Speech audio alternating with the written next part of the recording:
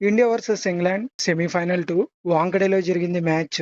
Pitch అయితే full batting pitch. Toss గెలిచి England వాళ్ళు బౌలింగ్ ఎంచుకున్నారు.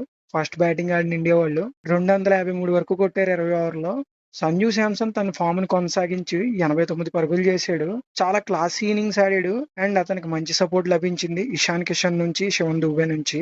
అండ్ లాస్ట్ లో హార్దిక్ పాండ్యా ఫినిష్ అయితే అదిరిపోయింది. అండ్ తిలక్ వర్మ కూడా లాస్ట్ బట్ 1 ఓవర్ 3 సిక్స్లు కొట్టాడు. దాంతో మనకి చాలా చాలా మంచి స్కోర్ వచ్చింది. కానీ కొంచెం కొట్టుంటే బాగుండు అనిపించింది నాకైతే పర్సనల్ గా. ఎందుకంటే ఆ వికెట్ చూస్తుంటే 260 అయినా సరే చేసబుల్.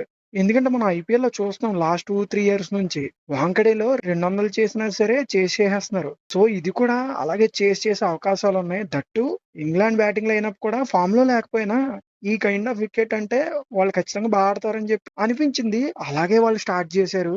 మెయిన్ గా జాకబ్ బెతల్ వచ్చిన ఫస్ట్ బాల్ నుంచి డ్యూటీ ఎక్కేశాడు. బట్లర్ కొంచెం బాగానే ఆడాడు ఇంతకు ముందు మ్యాచ్లతో పోల్చుకుంటే, కానీ పెద్ద ఇన్నింగ్స్ గా కన్వర్ట్ చేయలేకపోయాడు. సాల్ట్ యాజ్ యూజువల్ ఫెయిల్ అయ్యాడు. అండ్ బ్రూక్ కూడా ఆ సెంచరీ తర్వాత మళ్ళీ తన ఓల్డ్ ఫామ్ లోకి వెళ్ళిపోయాడు. మిగతా బ్యాటర్స్ వచ్చిన వాళ్ళు వచ్చినట్టు కొట్టడం వెళ్ళిపోవడం, కొట్టడం వెళ్ళిపోవడం. మన ఇండియా ఫీల్డింగ్ మాత్రం ఈ రోజు చాలా బాగా చేశారు. ముఖ్యంగా అక్షర్ పటేల్ 3 క్యాచ్లు తీసుకున్నాడు. Excellent catches. దాంట్లో విలియర్స్ క్యాచ్ మాత్రం పట్టకపోతే ఖచ్చితంగా ఇంగ్లాండ్ మ్యాచ్ గెలిచేది. అండ్ ఇక్కడ మన బౌలర్స్ ని కూడా మెచ్చుకోవాలి. ఇలాంటి పిచ్ లో ఎంత పెద్ద టార్గెట్ అయినా సరే కాపాడుకోవడం అంటే చాలా కష్టం. ముఖ్యంగా లాస్ట్ లో హార్దిక్ పాండ్యా, బుమ్రా అయితే నెక్స్ట్ లెవెల్ బౌలింగ్ చేశారు. అండ్ ఇక్కడ స్పెషల్ గా ఒక వ్యక్తి గురించి మాట్లాడుకోవాలి. జాకబ్ బెతల్ లాస్ట్ ఓవర్ వరకు ఉన్నాడు, రన్అట్ అయిపోయాడు. ఇన్ కేస్ జాకబ్ బెతల్ గనక లాస్ట్ బాల్ వరకు ఉండుంటే నగ్గించకపోయినా 1 రన్ తేడాతోనో 2 రన్నుల తేడాతో గెలిచేవాళ్ళమేమో. చాలా మంచి ఫైటింగ్ స్పిరిట్ చూపించాడు. చాలా ఫియర్లెస్ ఇన్నింగ్స్ ఆడాడు. End of the day India అయితే గెలిచింది. ఇలాంటి మ్యాచెస్ లో ఇలాంటి కైండ్ ఆఫ్ వికెట్స్ లో ఎన్ని రన్నుల తేడాతో గెలిచామన్నది ముఖ్యం కాదు, గెలిచామా లేదా అన్నది ముఖ్యం.